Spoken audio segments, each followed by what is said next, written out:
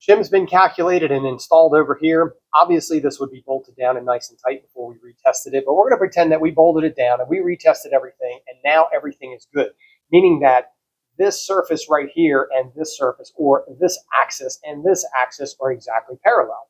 And if that's the case, our angular misalignment was taken care of and now is great.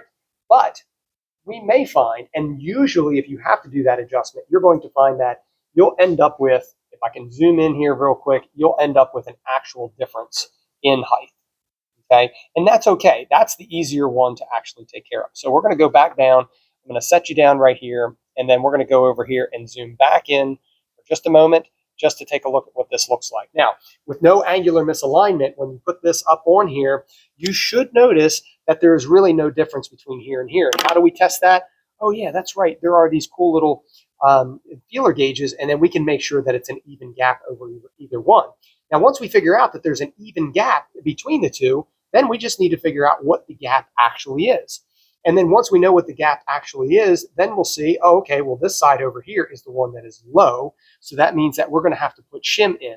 Okay, so once we know that, all right, well, it's seemingly sitting down 30 thousandths, we're going to pretend that it's 30 thousandths. Then the only difference is we get to do less math in this particular situation. That means that if we know that this shaft right here is sitting 30 thousandths lower than this shaft, then that means that all 4 feet, or however many mounting feet, get the same amount of shim to bring it up evenly. So that's going to be 30 thousandths under all 4 of those, or at all 4 bolting points, and that's going to bring that up to where that shaft is level. Once that shaft is level and everything's bolted back down, we're still going to go back over here and use our straight edge to make sure that we have our horizontal alignment and horizontal parallel and horizontal angular alignment taken care of, and then we can go ahead and fasten those things